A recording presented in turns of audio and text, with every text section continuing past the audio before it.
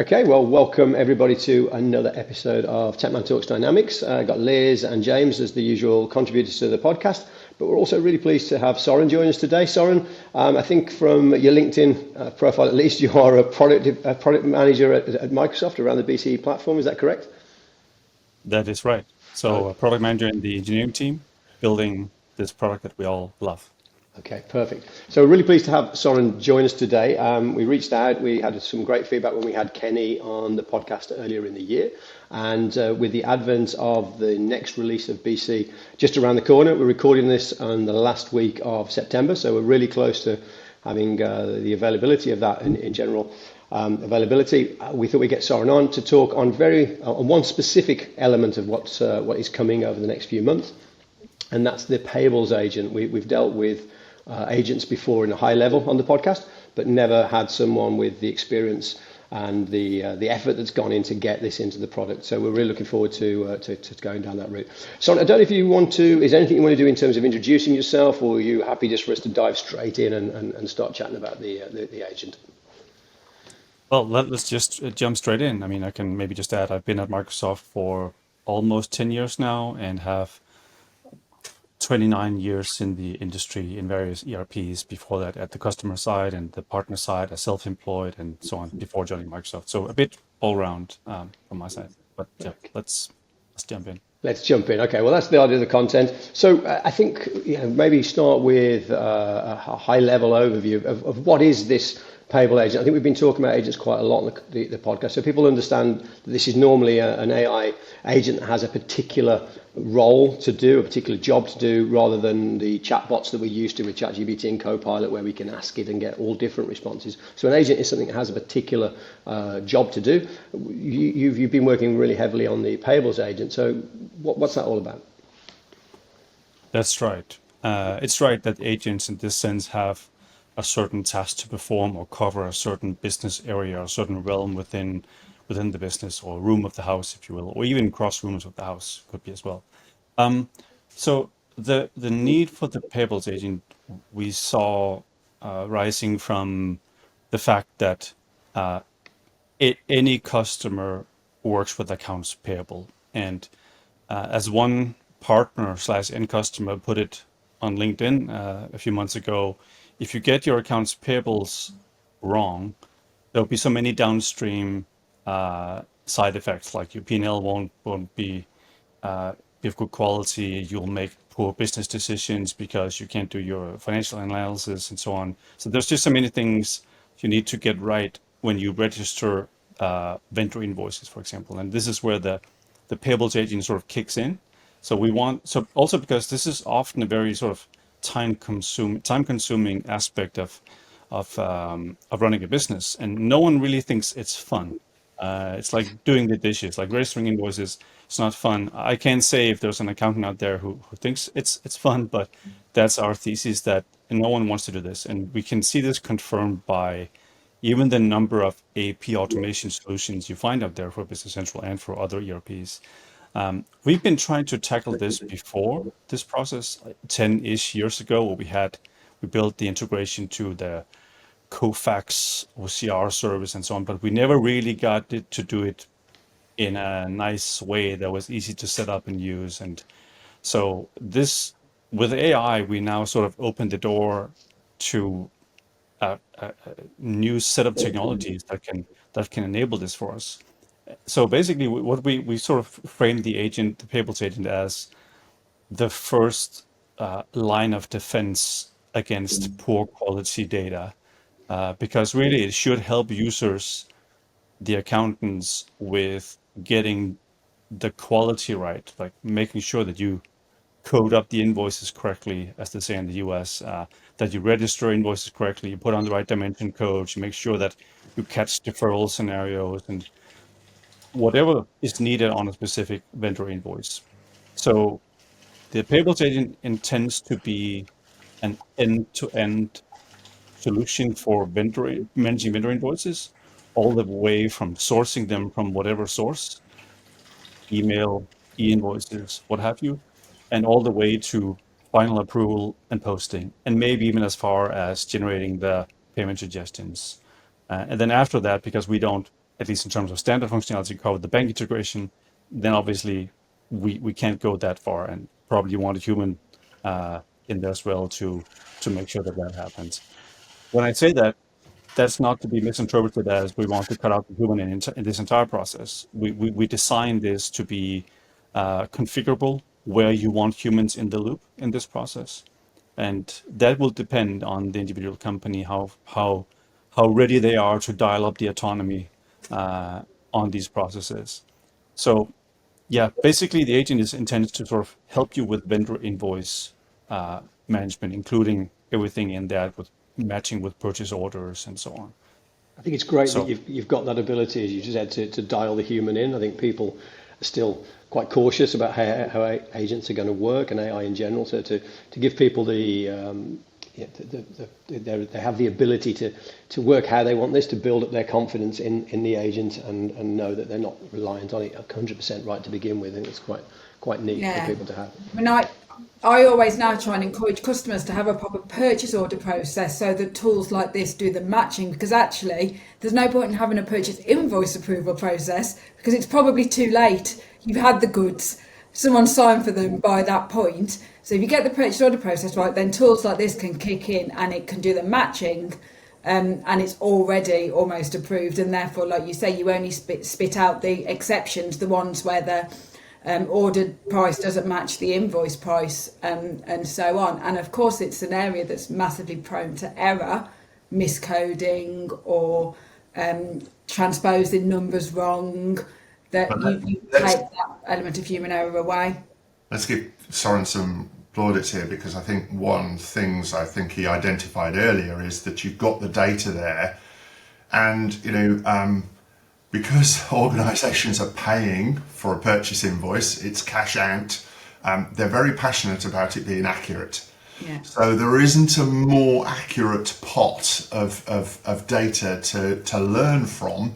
And I trained in this area. Soren, put purchase invoice on, and they go, "What should we code this to?" As well, what did you code the last one to that you had for this? And so going back, and that's some of the logic that you've now got the tool set to be able to learn, find that historical information and use it in the new what you're doing now. So I think that's really all the stars have aligned here, haven't they?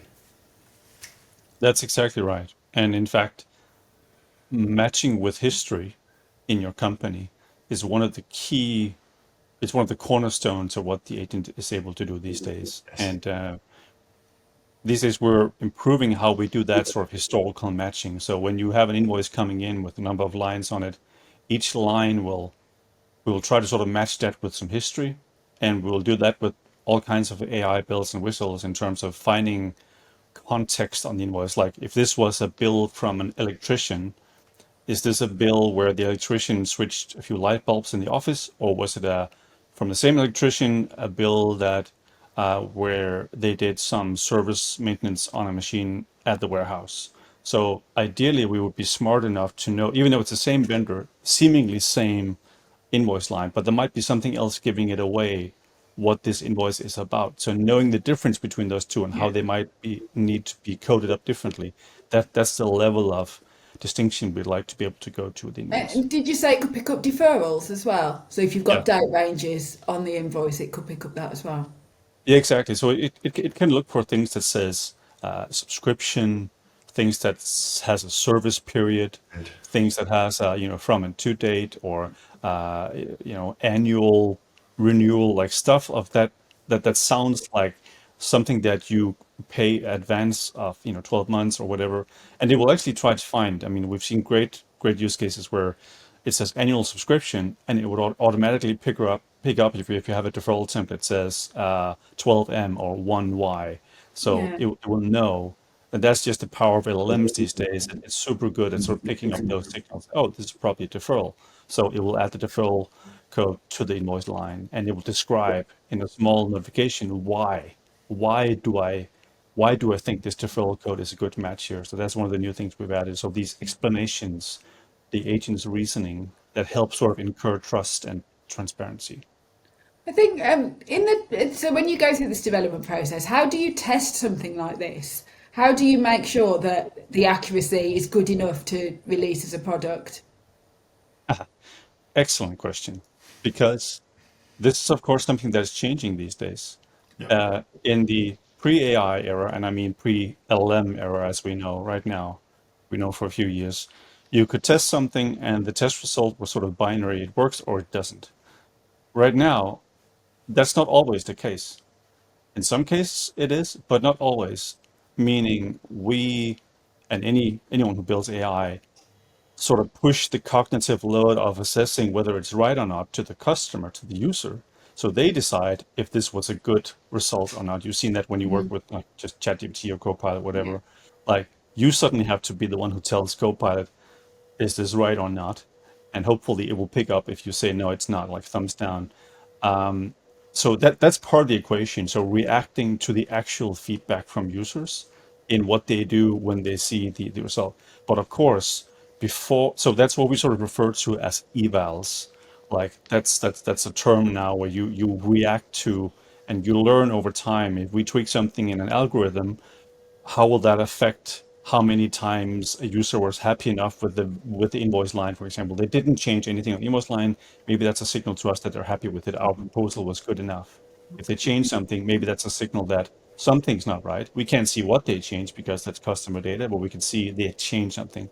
So we can see that deferral code. If they change that to something, then that's a signal that our way of proposing deferral codes might not be good enough if they reach a certain threshold.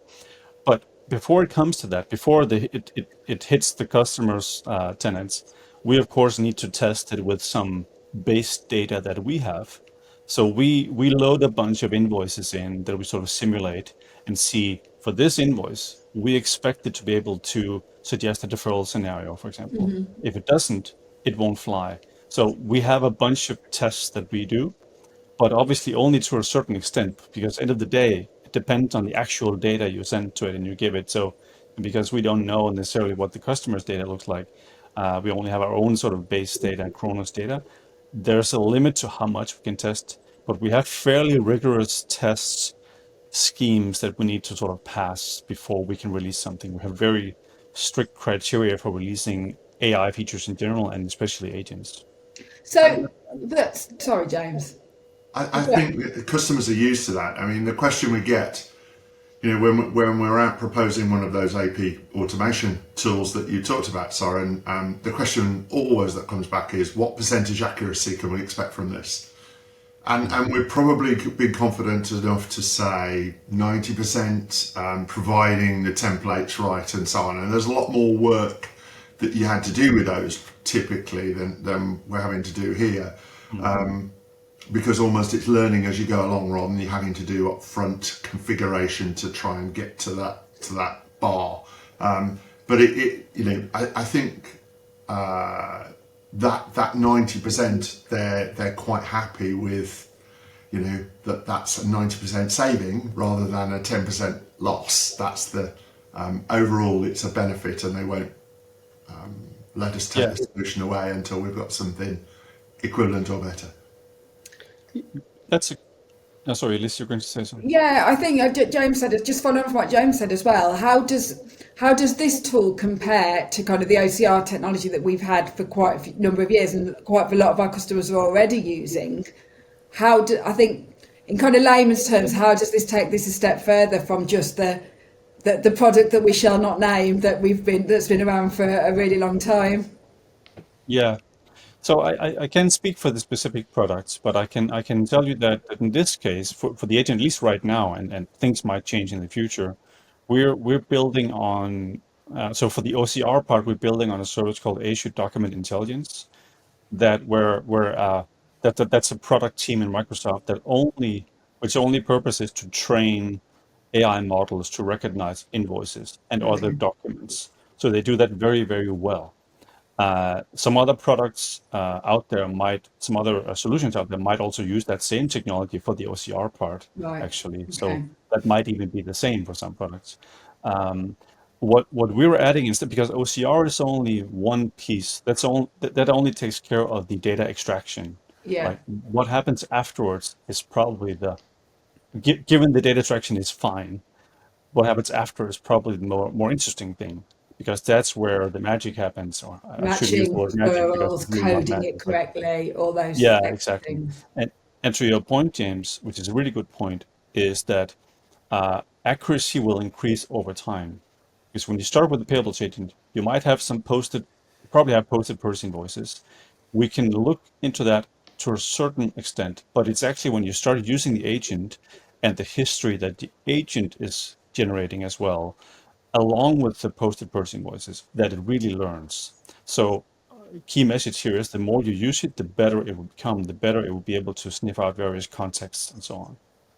The analogy I've used, Soren, is that we're almost in an era where systems are mirroring humans. If you had a new AP clerk that joined the organisation, when they first joined and they're posting transactions, they'll have a lot of questions. And the longer they're in tenure, probably the more they know, and so the less they have to ask. And I think that analogy for me is quite starkly the same, except hopefully the payables agent is never going to announce that they want to leave, and you're going to have to start again. They can't resign, I hope. So that you are investing with a certainty of a long-term payback, where any individual, there's lots of challenges that they might have that are beyond their control, even over the normal. So it's, but you have to invest. You have to invest in the agent in exactly the same way as you would have to invest in the individual, I think. And that's time as well, isn't it, James? If you've got a new person, you would have a superior of that person who Yeah, might you sit don't with them. expect them to go Yeah. 100% on day one. Which is why the first point that Soren made, that you have the ability to scale up the human involvement here. So on the first few times you're trialing this, you're going to be much more intense in looking at what the results are, what's working, what's not, and correcting it. And over time, you then trust it for more and more. So it's a good analogy, that is, James. Soren, this is one question that came up and I didn't have an answer, is that if that individual started, I would give them a set of work instructions for how we as an organization treat different things and process, standard operating procedures, SOPs, that you might have. Is there any way of feeding those into an agent at the moment, so that they know at the start that, hang on, this is a rule that this particular organization has?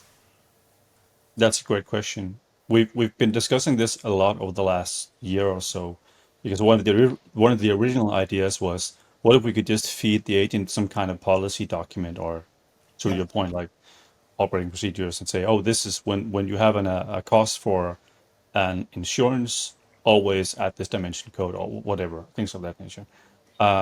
So we I mean, there's a lot of value in a system like that, and you could even think about, you get a new CFO, so therefore you get a new Change of policy. policy, and from next Monday you need to do things differently. That could be in a document, and the agent could just sort of pick that up. We see that to be something that we will explore in the future. Right now, we sort of put our money on the historic pattern matching, but it's a totally fair question. I think one of the things we're trying to avoid, where we're really challenging ourselves, is it would be very easy to go down the path of, let's now build a new kind of rule engine, with where you go, like, just think of your Outlook rules. You have 47 rules. Which one is run first, and which one has precedence over the other? What if there are conflicts? How do you manage them, and so on? So we didn't just want to have a list in BC where you would describe these policies or rules and say, oh, wait, when it's spring, you can, like, if it was a sales or agent, you could add more discount or like whatever. But we do see value in some way to interact with AI and say, and sort of describe, this is how we do things, because there will be many places, not just within the agents, that will be valuable. It could be valuable when you create master data. So whenever you create with your vendors, if you create shipping providers, maybe there are certain fields or certain things you need to remember to do that could be part of a policy. Now I use the word policy broadly, but as well. So no, an answer, like, it's not part of the system now, but we definitely, like, it's something that's cooking in our minds. I think we're seeing an evolution of the partner role, because there's less in the world of AI and agents, that there's less heavy engineering for us to do, and it's more around the change management piece. And having a connection to being able to pull off an MCP server that takes you off to their procedures website or something like that to look at what it is today, and bring that back in. That's where that was fantasy 12 months ago even. In some areas of what we do, we're starting to build that now and have almost that feed from the right tool set into the decisions that are made by the LLM. I think we have to go there at some point. Also, that you allude to now, you might even say, oh, but KPMG has a part of their website where they describe some tax rules for, in a certain industry. Well, the agent knows which industry you're in, theoretically. So why couldn't it just look that up? Or maybe you point to some authoritative sources that you trust as a customer, as a company, where you get that input. So you make sure that that is an extra layer of compliance added to whatever we suggest. So, and that could be external sources, could be internal sources. So I think it's something we need to work on at some point. But yeah. So right now we sort of we want to. So that's maybe I should mention this. So if we just try to put a few words on what have sort of guided our hand in terms of what to address first with the agent, because there's so many things we could address with it, even within this same process. So first we wanted to address with the preview that's out in a few countries to make sure that we could get an invoice in, interpret it, present a draft of this interpretation to the user, and make sure the user could make changes, and then process it to be now a purchase invoice document. And that's where the agent sort of leaves off now, and now you can send it for approval and post it and do your final corrections, what have you. What a lot of the feedback we get is that we need to cover more of the business process. So what you mentioned before, Liz, about purchase order matching, that is what we're starting that work now to make sure that we can both 2- and 3-way match, by the way, purchase orders. So you can also match your orders that you for some reason have for office rent, even though you might not have sent the order to your landlord, but maybe there's a purchase order for it because you need it for budgeting and approval purposes. We also want to be able to match the invoice with that, even though there's no receipts, there's no products moving. We want to support those scenarios as well. So we wanted to right now, so strategy right now is to make the agent available as it is right now to as many as possible, go as wide as possible to get feedback, not and in many more countries. At the same time, we build more of the business process to support like purchase order matching. And then probably we also add more AI to the mix in various places. Obviously, PO matching is going to be based on AI, but we might also begin to consider these kind of policy concepts and so on. But development of AI features takes time. So that's another aspect. It takes a lot of time, and it that can seem counter to what you would think. Like, of course, we have AI tools to help us. So why isn't the building of AI going faster than what what it was before? But that also comes down to your point, like this, like testing and making sure languages. Like now you have an invoice in German. How is that interpreted? Well, it seems LLMs are actually very good at interpreting. Like, doesn't care about language. Is super good at interpreting invoices at whatever language. So that's nice. But still, we need to make sure that in the German version of Business Central, if you run German, like it works with the chart of accounts and all the standard data that we have. I'm digressing, but I could talk for hours on this. You I mentioned think at the very beginning of of our conversation, you said that nobody enjoys putting in purchase invoices. I bet you we could find some people that do, and I think we work with some very traditional kind of manufacturing and distribution companies who will have very traditional purchase ledger departments with people that have been there for a very, very long time, and will struggle, I think, to adapt to this change.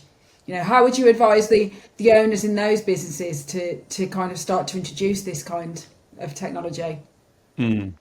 That's a great question. That's all. That's probably going to be a challenge for years to come. Like getting used to and not feeling that is AI going to take my job. And I mean, my personal opinion here is that it's probably unrealistic to not have AI take anyone's job. I mean, there will be some people who, end of the day, might not have tasks left to do. But the primary feedback, before I answer your question, actually we get from sort of CFOs and the likes is that they would love for these people who today spend time registering, correcting invoices, and also handle all the downstream effects of when they do something incorrect, if they could spend time on other stuff, other valuable stuff within the organization. So it's probably not that these people will lose their jobs. It's more that they'll be used for things that where they could provide more value. Yeah. And so I think the good news here is that the agent is going to be configurable in terms of where do you want human in the loop. So I would position this as something that gives me an extra set of eyes in this process that I manage. So they don't have to type in anything. They get the data entry for free. Then they could decide to just stop there if they wanted to and say, oh, I'll do the rest from here. But no one probably wants to key in everything. So at least they would get that kind of suggestion. And then whatever AI suggestions we have on top of that, how the default code should be, or should it be an allocation account or what have you, like getting some suggestions to that the user can then review and say, no, that's not right. So they are still the subject matter expert. They are Yes, the it's not overseer correctly. of the agent. Yeah, the It's not, supervisor. yes, they are not, because someone needs to train the agent. So in that sense, there will be some kind of a default knowledge. We didn't talk about this before when I mentioned that the agent will get better over time. That doesn't mean that from day one it's completely useless. Yeah, I It understand. just You can means that it has other start sort to of introduce it. defaults. Like if it doesn't have good history to match with, it will go down the hierarchy and then try to, end of the day, just to suggest a GL account maybe, because that's the best it can do at that point in time if it doesn't have Okay. any better Now, data. I you said think something then that my customers are going to jump on. You said it was free. Is it free? Oh, it's not free. No. Yes. Thank you. We have been stressing to customers, look, Copilot comes as part of your BC subscription. Agents are something where there's a commercial cost of yeah, but having those on the I usage. mean, compared to people's time, it's close to free. It's a I lot closer to agree, free. but I'm not having a customer to me saying, someone from Microsoft said this was free. No. It is not free. I hope I didn't say that before. No, so there's a free right now. There's a free if it's the first time you run any agent, try an agent. There's a free AI quota Right. that's Okay. assigned to your tenant that Right. is reset every month as it is now. So you can try some things out and Okay. see how it works. And then at some point you reach the limit, and then you have to set up the whole billing and the whole consumption billing. Which is Um, consumption based, isn't it? The way that it will be charged, and yes, the more it does for you, the more, in theory, it costs. I think yes, the other advantage of this solution is that it's scalability and capacity, because most AP invoices you get a batch at the end of a period, because the period invoices and everybody's trying to get up to that month end close. So particularly things that sometimes you get the first, second, third of the month probably is the days in which you get more inbound invoices, because all of your vendors have closed their month and kind of getting everything out the door, and the period closed off. So the AP has a natural kind of busy period the first week, 10 days. What this is scalable, because this can do X number at once, whereas the person can only do one at a time. You're potentially going to shorten your close periods. You're potentially going to have more up-to-date information Yeah. faster than I Yeah. think, And because yes, 24/7, isn't it? the It's going to be queries going to rather this than all the handling time. the volume. Yeah. yes. That's completely true. And one of the pieces of feedback that we're reacting on these days is for those who've seen agents active in BC will have noticed this agent sidecar, this kind of timeline where new tasks will appear when there's something for the users to do or to look at. And to your point, James, now it's that Monday and you have 57 invoices you have to go through. the timeline as it is now is not a good vehicle to present that list of 57 invoices. So how do you go about that? And how do you go about the whole multiplayer scenario where your AP department may have split up based on vendors? So I take these vendors, Liz, you take these other vendors.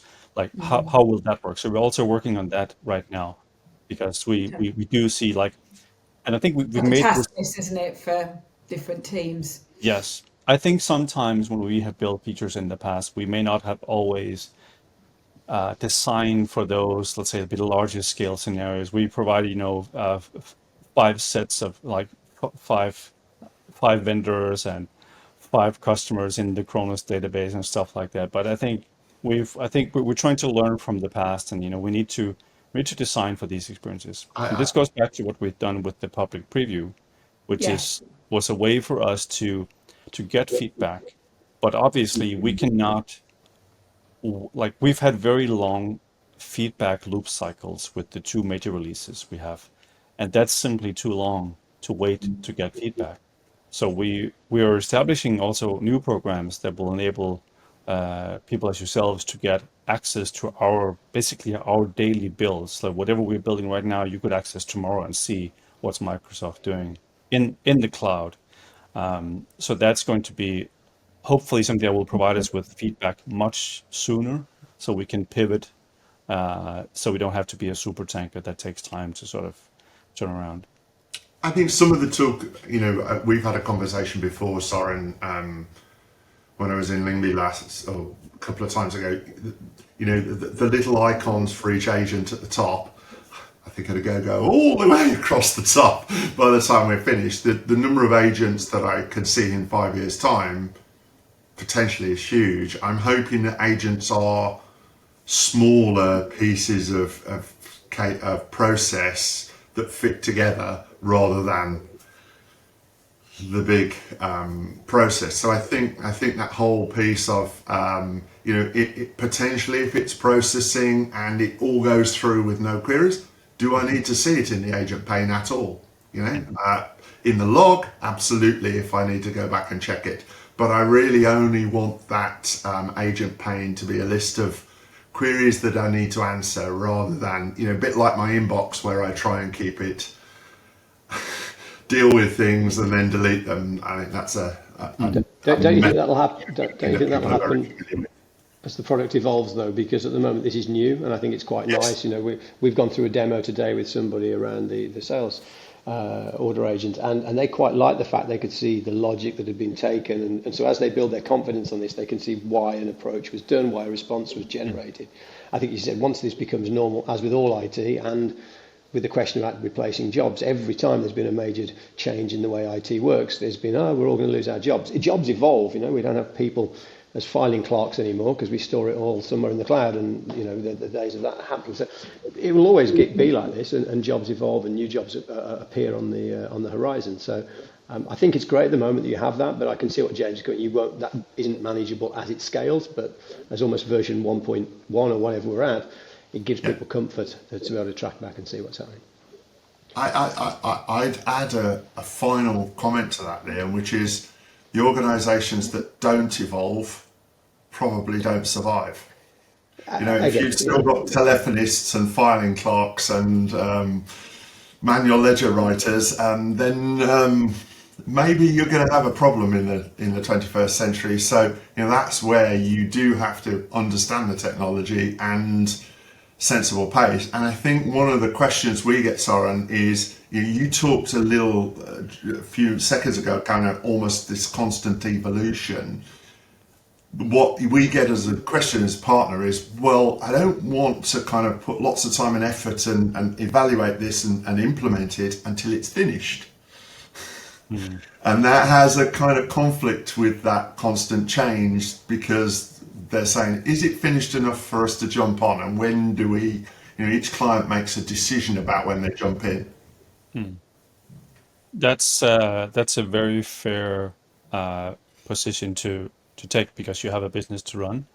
I think the other end of the argument from our perspective is that, well, the more you engage, the more you implement it and try it out and have customers try it out, the better it will become.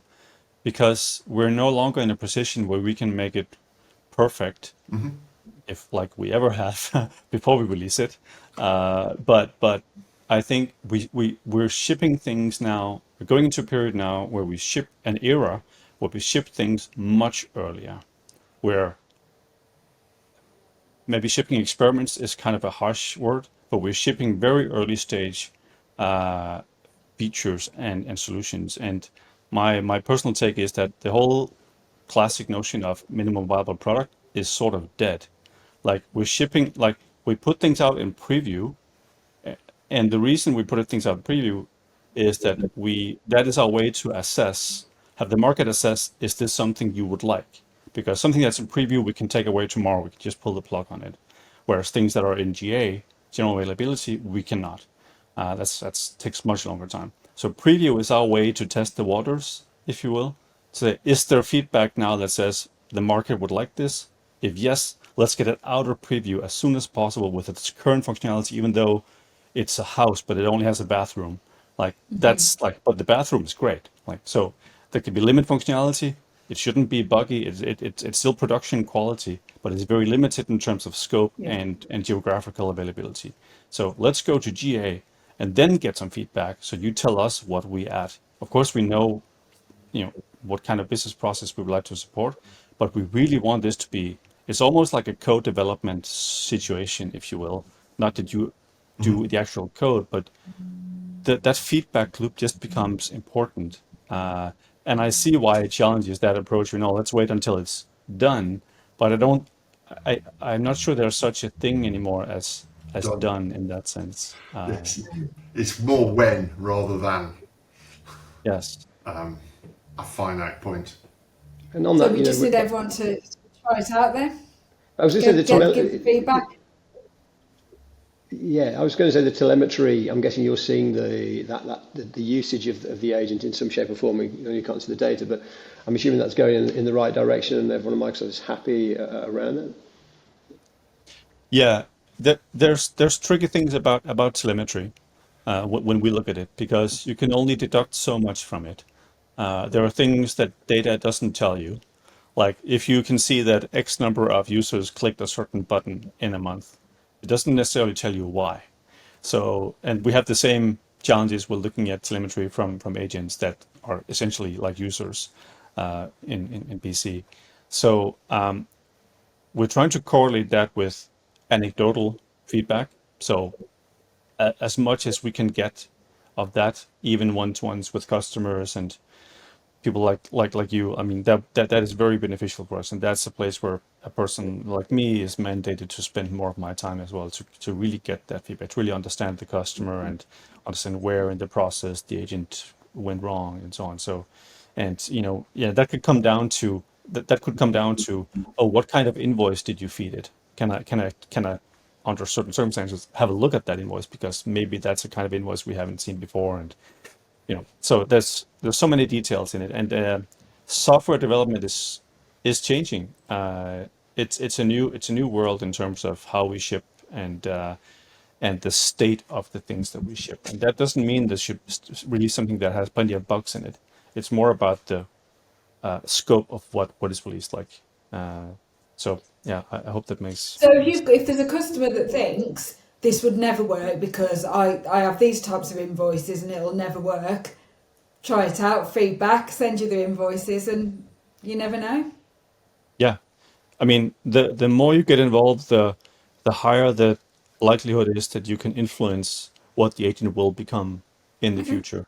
Much more so than any traditional feature we built in the past, I would say. You had the ideas website and so on, but this is a much more direct feedback loop between you and your agent in your company, first and foremost, but also our development of the agent as a whole. So like usage, the more usage, the better.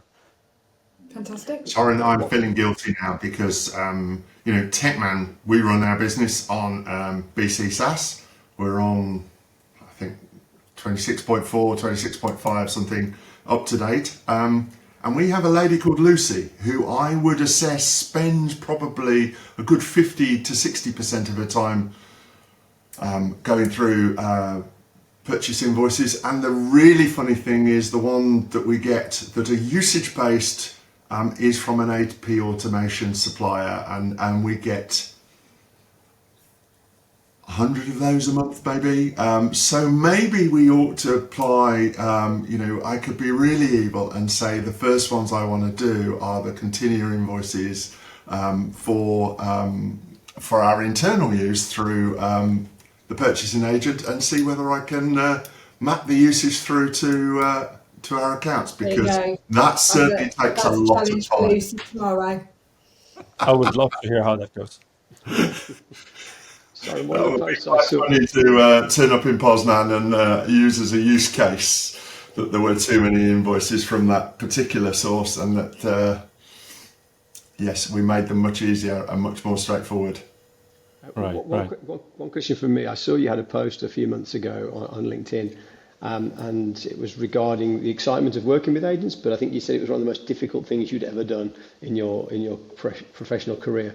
I mean, we love showing Yeah. agents because they're super exciting for end users. Then It's in sales, sorry.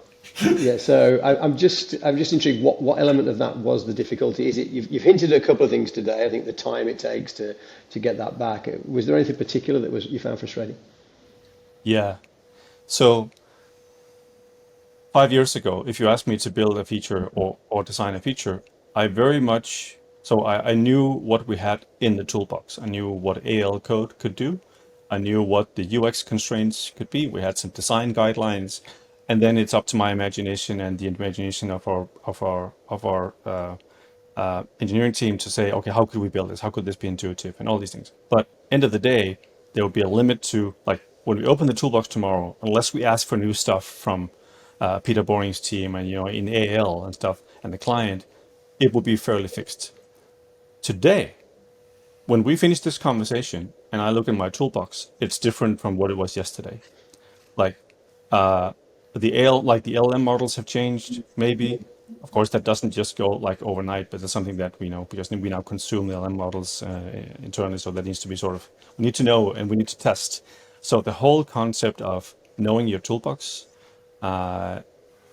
So it's, for me personally, it's a bit of the world is sort of turned upside down in the sense I used to be a bit more in doubt of some of the use cases of the traditional features we build, or have limited feedback sometimes, and which is the worst thing that can happen if you are in an information vacuum, which happens, which you wouldn't think is possible, but it is. But now I'm sort of in a situation where I'm pretty sure the Payables Agent is going to cover like a very, like it's a much needed feature and agent, but I've been much more in doubt if we could build it over the last year. I mean, because some days it looks great, and the next day you would go, "What? Like, why? why doesn't it know?"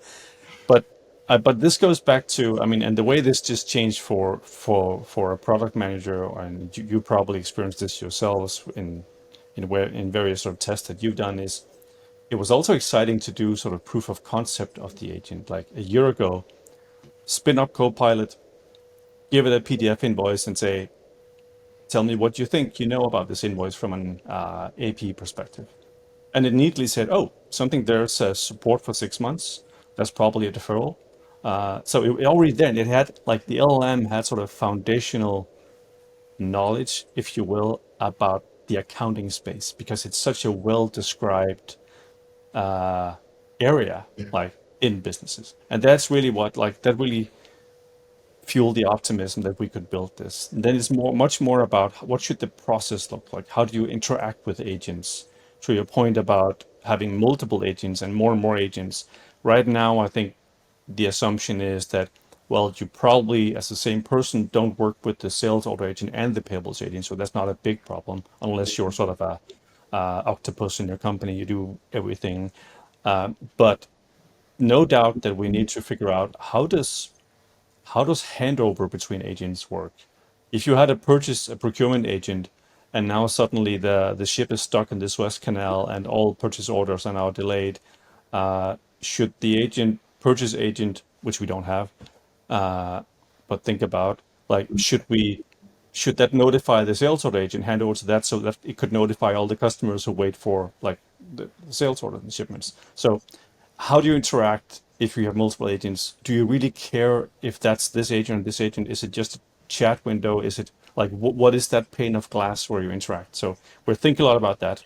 So is It's that a clue as to what agent's coming next? No. not necessarily, but we are considering what could be next. I mean, and Because somebody asked me about that yesterday. yeah, I mean, it would be a That natural very process for very us. situation. Yeah. Yeah. No, It there's was around vendor performance as well, and kind of um, lead times and updating them based on actual information and things like that. See, What to think about? for me, you've got two use cases. You've got, you've got the volume transaction, which the payables agent is a classic because there are a lot of transactions going through, and if you can save 10 seconds per one, then that adds up to a substantial amount of time and therefore money in each month. And then you've got the more difficult transaction. But this is where a process flow can snake across multiple areas. So one of the areas I was discussing yesterday was kind of sales returns agent, because a lot of organizations hate processing that. They get a query, I'm not paying this invoice because the quality was poor.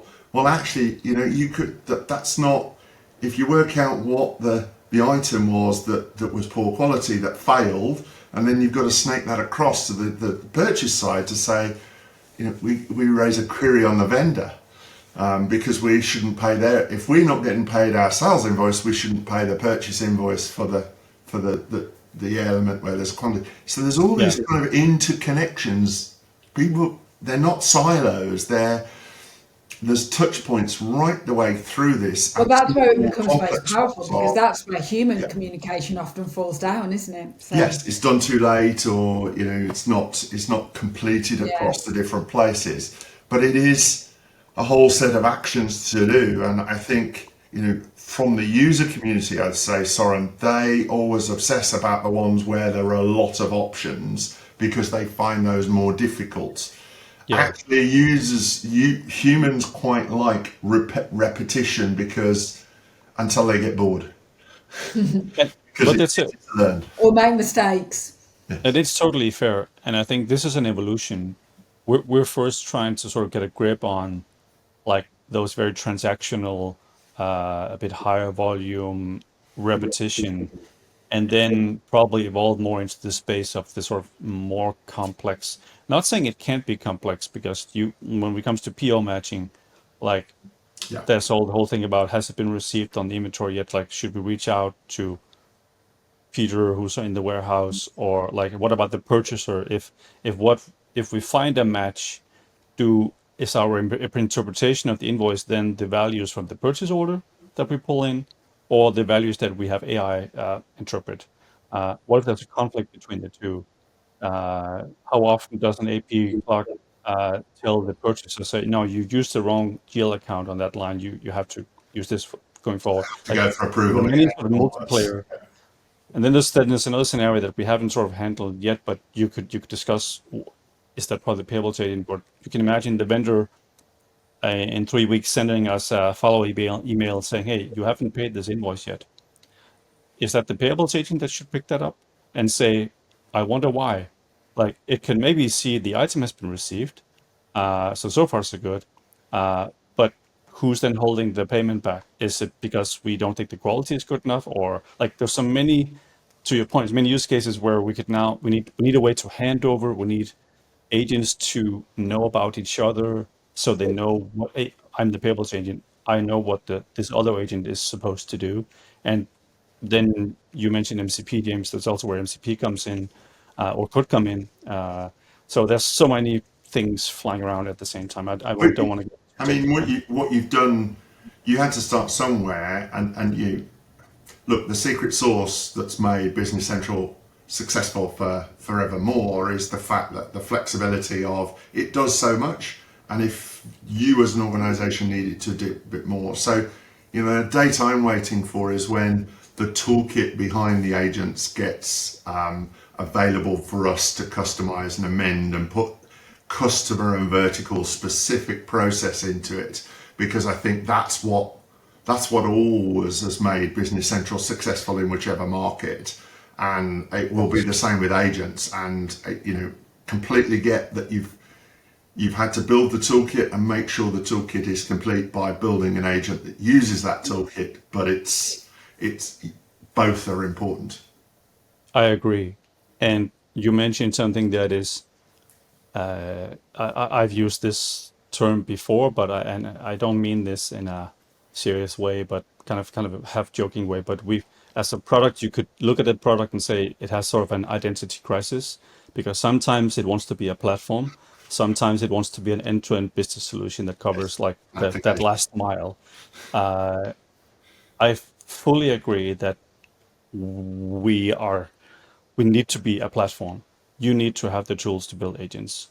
We need to build a few agents that are very horizontal, that covers, let's say, the majority of customers and well-known processes.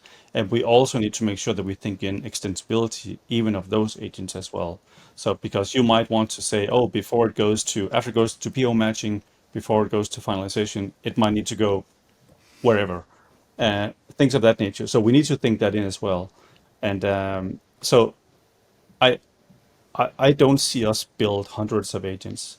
I'd rather we build a great platform, but we need to take our own medicine and feel the pain ourselves of where the platform sort of falls short when we build it. And that's what we're also doing with the Payables Agent. Exciting times. Perfect. Lovely. Okay. I think the time's almost up, Liam, and I think we should call it a day there. But Soren, I've really enjoyed the chat, regardless of the podcast. Thank you for coming and spending time talking to us. It's always good. Yeah, appreciate you it. for inviting me. Thank you, having us. I mean, if anybody is interested, there's the official Business Central YouTube channel's got loads of content on there. I think Soren contributed to that. It's in a couple of his videos about the Payables Agent. If you need some more information around that, we've obviously got a few podcasts, but there's a lot of stuff on the official channel.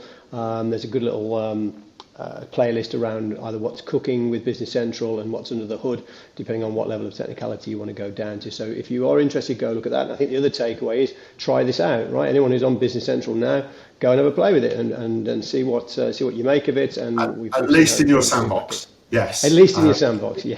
I think that's the true proof, Soren, of when they enable it in production. But hopefully you're getting thousands of sandboxes firing up and setting the agent active. Yeah, it's always great to have the feedback from your side as well, Soren. I know we're coming at it from a partner point of view. Thank you. So really appreciate you taking the time. No doubt it's incredibly busy here with what you're doing at this moment, with everything coming up in the autumn. But I really appreciate you finding an hour for us today to sit down and go through the agent. My pleasure. Thank you so much. Well, thanks again, and James, Liz, always thank you for joining, and thank you for everyone who's watched this. And we'll see you all soon on Tech Man Talks Dynamics.